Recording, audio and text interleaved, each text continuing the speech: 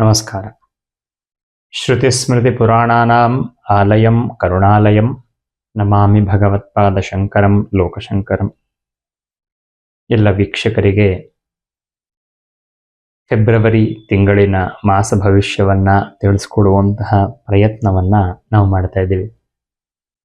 ಜನವರಿಯಲ್ಲಿ ನಮಗೆ ಸಂಕ್ರಾಂತಿಯಲ್ಲಿ ಪಂಚಗ್ರಹ ಕೂಟದಿಂದ ಏರ್ಪಾಟಾದಂತಹ 5 ಗ್ರಹಗಳ ಒಂದು ಸಂಯೋಗದಿಂದ ಸುಮಾರು ದಿವಸಗಳ ಕಾಲ ಅನೇಕ ಶುಭಾಶುಭ ಫಲಗಳನ್ನು ದ್ವಾದಶ ರಾಶಿಗಳ ಮೇಲೆ ಕೊಡ್ತಾ ಇತ್ತು.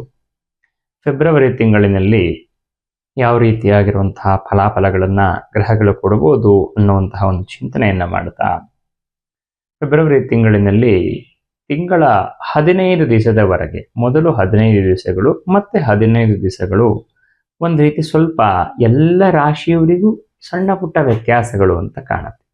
ಮೊದಲು 15 ದಿವಸ ಇರುವಂತಹ ರೀತಿಯಲ್ಲಿ ಮತ್ತು 15 ದಿವಸ ಇರುವಂಥದ್ದು ಸ್ವಲ್ಪ ವ್ಯತ್ಯಾಸಗಳನ್ನು ಉಂಟು ಮಾಡಬಹುದು ಅಂತ.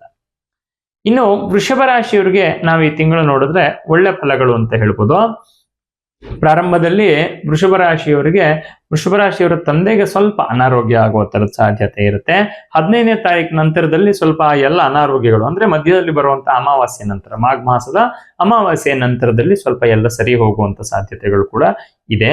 ಪ್ರಾರಂಭದಲ್ಲಿ ತಂದೆಗೆ ಬರುವಂತಹ ಸಮಸ್ಯೆಗಳು ಅನ್ನೋ ತರದ್ದು ಸ್ವಲ್ಪ ಎಚ್ಚರಿಕೆಯನ್ನು ವಹಿಸಬೇಕಾಗತ್ತೆ, ಇಲ್ಲಾಂದ್ರೆ ತೊಂದರೆ ಆಗೋ ತರದ ಸಾಧ್ಯತೆಗಳು ಕೂಡ ವೃಷಭ ರಾಶಿಯವರಿಗೆ ಕಾಣಸಿಗತ್ತೆ. ಅದಕ್ಕೆ ಹೊರತಾಗಿ ಮಾಡುವಂತಹ ಕೆಲಸದಲ್ಲೆಲ್ಲವೂ ಕೂಡ ಲಾಭ ಅನ್ನೋ ತರದ್ದು, ಯಾವ್ದಾದ್ರು ಕುಟುಂಬದಲ್ಲಿ ಆಸ್ತಿಗೆ ಸಂಬಂಧಪಟ್ಟಿರೋ ತರದ್ದು ವೈಮನಸ್ಯಗಳಿತ್ತು ಅಂತಂದ್ರೆ ಸಣ್ಣ ಪುಟ್ಟ ವಿಚಾರದಲ್ಲಿ ಅದು ತುಂಬಾ ವರ್ಷಗಳಿಂದ ಲ್ಯಾಗಿಂಗ್ ಆಗ್ತಿದೆ, ಅದ್ರದ್ದು ಇತ್ಯರ್ಥ ಆಗ್ತಿಲ್ಲ ಅಂತಂದ್ರೆ ಅದೆಲ್ಲವೂ ಕೂಡ ಇತ್ಯರ್ಥಕ್ಕೆ ಬರುವಂತಹ ಒಂದು ಸಾಧ್ಯತೆ, ಅಂದ್ರೆ ತೀರ್ಮಾನನಾದ್ರೂ ಆಗತ್ತೆ. ಪೂರ್ತಿಯಾಗಿ ಅದರ ಒಂದು ಸಮಸ್ಯೆಯಿಂದ ಹೊರಗಡೆ ಬರುವಂತಹ ಯೋಗ ಕಾಣಿಸ್ತಿಲ್ಲ 4ರಲ್ಲಿ ಕೇತು. ಆದ್ರೆ ಇತ್ಯರ್ಥಕ್ಕೆ ಅಂದ್ರೆ ಇದು ಹೀಗಾಗ್ಲಿ, ಹೀಗಾಗತ್ತೆ, ಹೀಗ್ ಮಾಡೋಣ ಅಂತ ಹೇಳೋ ರೀತಿಯಲ್ಲಿ ಇತ್ಯರ್ಥದವರೆಗೆ ಬರುವಂತಹ ಒಂದು ಸಾಧ್ಯತೆ ಅನ್ನೋ ತರದ್ದು ವೃಷಭ ರಾಶಿಯವರಿಗೆ ಕಾಣಸಿಗತ್ತೆ.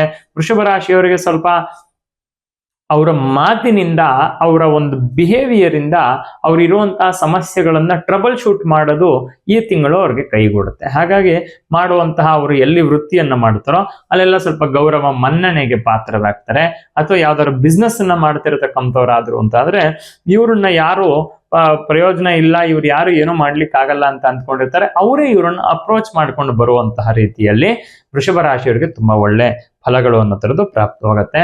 ಇನ್ನು ವಿದ್ಯಾರ್ಥಿಗಳಿಗೆ ಒಂದು ರೀತಿ ಓದ್ಲಿಕ್ಕೆ ಸ್ವಲ್ಪ ಬದಲಾವಣೆ, ಸ್ವಲ್ಪ ಓದಬೇಕು ಅನ್ನೋ ತರದ ವಿಚಾರದಲ್ಲಿ ದ್ವಂದ್ವ, ಸ್ವಲ್ಪ ಸೋಮಾರಿತನ ಅನ್ನೋ ತರದ್ದು ಕೂಡ ಕಾಡುತ್ತೆ. ಯಾವುದೇ ಕಾರಣಕ್ಕೂ ಗಾಡಿಯಲ್ಲಿ ಓಡಾಡ್ಬೇಕಾದ್ರೆ ಸ್ವಲ್ಪ ಎಚ್ಚರಿಕೆಯಿಂದ ಓಡಾಡ್ಬೇಕಾಗತ್ತೆ. ಯಾಕಂದ್ರೆ ಗಾಡಿಗೆ ಸಂಬಂಧವಾಗಿರುವಂತ ಖರ್ಚು ಅಂತ ನಮ್ಗೆ ಇಲ್ಲಿ ಕಾಣಿಸ್ತಿದೆ. ಅದರ ಅರ್ಥ ಏನು ಅಂತಂದ್ರೆ ನೀವು ಬಿದ್ದು ಬೇಡದೇ ಇರುವಂತ ಸ್ಪೇರ್ ಪಾರ್ಟ್ ಗಳನ್ನ ರಿಪೇರ್ ಮಾಡಿಸಿ ಅದರಿಂದ ಖರ್ಚಾಗೋ ತರದ ಯೋಗವೂ ಕೂಡ ಇದೆ. ಅಥವಾ ಗೊತ್ತಿಲ್ಲದೆ ಯಾವ್ದು ಚೆನ್ನಾಗಿರುತ್ತೆ ಅಂತ ಅನ್ಕೊಂಡಿದೀವೋ ಅದು ಓರ್ನೌಟ್ ಆಗಿ ಅದು ಇನ್ನೊಂದು ಏನೇನೋ ಸಮಸ್ಯೆಗಳನ್ನ ಉಂಟು ಮಾಡಿ ಗಾಡಿ ವಿಚಾರದಲ್ಲಿ ಖರ್ಚಾಗೋ ತರದ್ದು. ಆದ್ರೆ ಗಾಡಿ ವಿಚಾರದಲ್ಲಿ ಖರ್ಚು ಖಚಿತ, ಆದ್ರೆ ನೀವು ಸೇಫ್ ಆಗಿರ್ಬೇಕು. ಹಾಗಾಗಿ ಓಡಾಡ್ಬೇಕಾದ್ರೆ ಸ್ವಲ್ಪ ಎಚ್ಚರಿಕೆಯಿಂದ ಇರಬೇಕು ಅಂತ ವೃಷಭ ರಾಶಿಯವರಿಗೆ ನಾನು ಈ ಮೂಲಕ ಹೇಳ್ತೇನೆ. ಗಣಪತಿಗೆ ವಿಶೇಷವಾಗಿ ನೈವೇದ್ಯವನ್ನ ಮಾಡಿಸೋ ತರದ್ದು ತುಂಬಾ ಒಳ್ಳೆ ಫಲಗಳನ್ನ ತಂದುಕೊಡುತ್ತೆ. ಸಂಕಷ್ಟಹರ ಚತುರ್ಥಿ ಅಂತ ಕೃಷ್ಣ ಪಕ್ಷದ ಚೌತಿಯಲ್ಲಿ ಸಾಯಂಕಾಲ ಗಣಪತಿಗೆ ಪೂಜೆಯನ್ನ ಮಾಡ್ತಾರೆ. ಅಂತಹ ಗಣಪತಿ ದೇವಸ್ಥಾನಕ್ಕೆ ಹೋಗಿ ಗಣಪತಿಗೆ ನೈವೇದ್ಯವನ್ನ ಮಾಡಿಸುವಂಥದ್ದು, ಕಡುಬಿನ ನೈವೇದ್ಯ, ಕಡಲೆಕಾಳಿನ ನೈವೇದ್ಯ ತುಂಬಾ ವಿಶೇಷ.